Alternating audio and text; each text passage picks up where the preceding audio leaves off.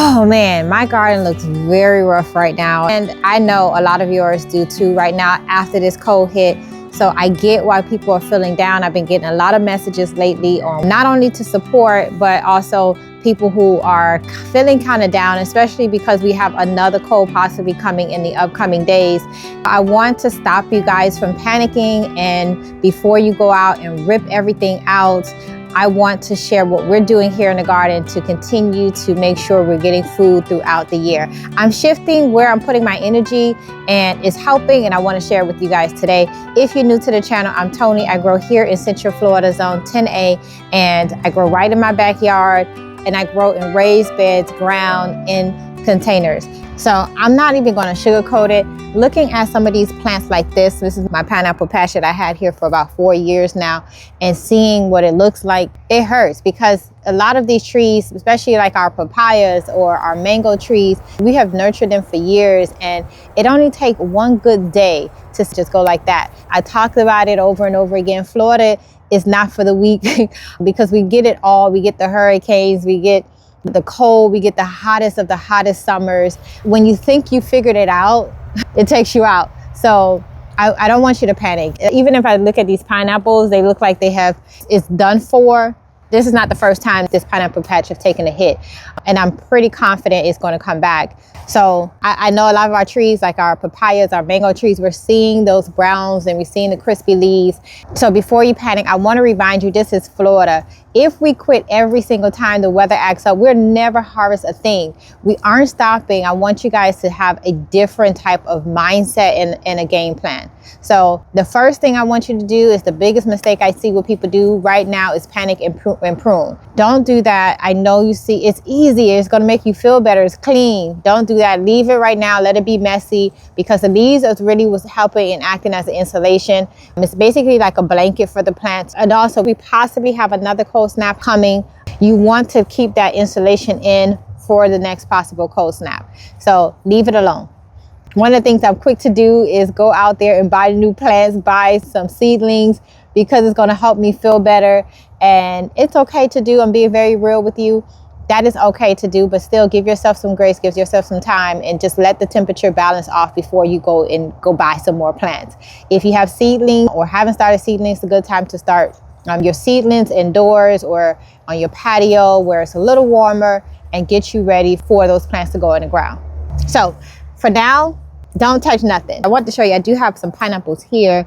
I'm learning more about my yard and understanding that certain plants do very well in certain areas. This is still in my garden, and these pineapples have some minor damage, but not as like the pineapples that I have in the middle of the garden that's really open to cold air.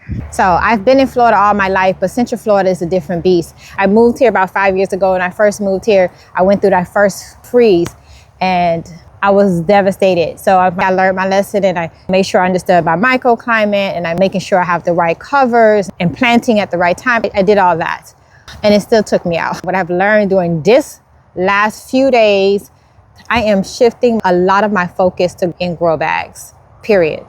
There's no argument. I'm not arguing with no one about it, period. I'm not going to just tell you grow bags are the best way to grow. No, I'm not saying that. They are a little bit of high maintenance, because when you are growing in grow bags, they require a little bit more babysitting. If you have drip irrigation, if you haven't set that up, it is a game changer, because you don't have to come out, and it's fine.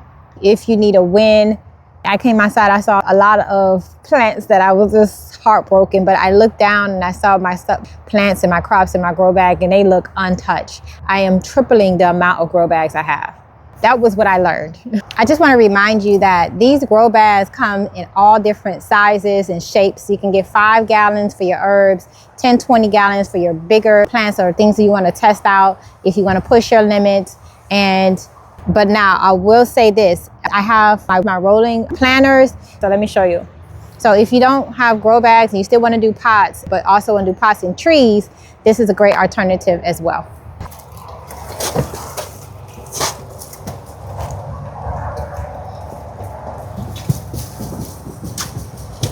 And they're doing great in this pot. Of course, it can take the cold. It can take a little bit more cold. Because it's a young tree, I moved it. So I'm bringing it back out because it needs some sun. And I'm gonna go ahead and lock those wheels. So if you don't want a huge grow bag, this is a great alternative right here. I'm gonna pause here and just tell you and remind you, we don't get that many beautiful days in Florida. It's usually always either hot or extra hot. Today is a beautiful day, so get out there and just enjoy your garden. Sit outside and just enjoy the cool weather. So the next thing, understanding placement is everything.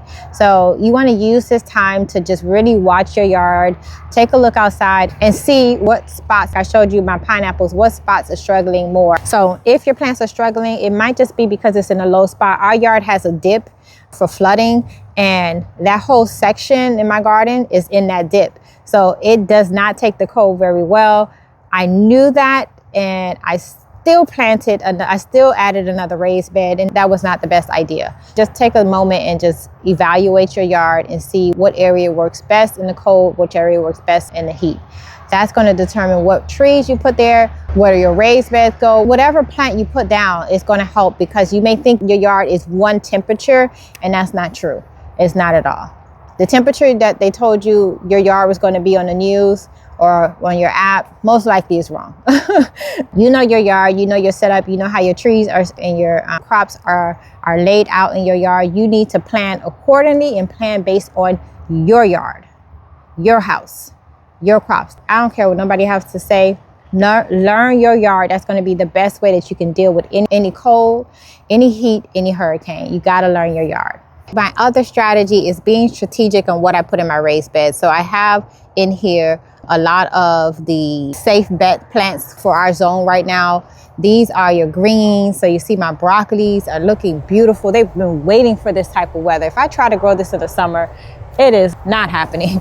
So my carrots. So I'm leaving my raised beds for crops that actually belong here during this time of year. What I just showed you, my broccoli. Take a look, strawberries. Look at this one. I gotta hide it from the birds, so I'm using the leaves to cover it. But I have strawberries in this raised bed. I got flowers coming up. What I noticed when I did my walkthrough of the garden, every single thing that I had in bags looked perfectly fine. They didn't go through the same cold that a lot of my other plants went through. I have some mango trees in pots. This is my babysitting corner. Even though it has some cold damage here, these mangoes, look at this. I have moringa that made it through. It was a 29, 30 degree weather, and look at this moringa, still thriving. It's next to a blueberry that's pushing out flowers, but I have a baby mango tree right here, another mango tree right here, no damage. So next week I am loading more bags with herbs and greens. I have a video coming out to share what we're planting for February, so I want you to stick around for that. If you don't have your notifications on, please make sure you do it. It's going to be a great watch. So what am I doing this week? I am still planting some of my crops. So I'm putting down some of my potatoes. These are my seeded potatoes. They're going to go in this grow bag right now. So between this week and next week, I'm filling in some of my grow bags with some cool season staples. As for my trees, I'm gonna just wait and see, because we've been through this before, Florida, and we can get through it again. You guys are strong, so you're not alone. So I want to remind you that we are not behind. It's just a reset moment. I know a lot of us are crushed and hurt. You're not alone, because we are gardeners. We're learning together, and we celebrate our highs, and we're going to push each other during our lows. So tell me in the comments, which plant or tree surprised you the most? For me, it was uncovered, unbothered, but it's also next to this wall, and a lot of my mango trees that are next to that wall look incredible. So let me know which one is tougher than you thought and actually survived these last few days of cold. So until the next time, guys, if you haven't subscribed yet, please do so. Make sure you put your notifications on so you can catch the next video. Until next time, bye.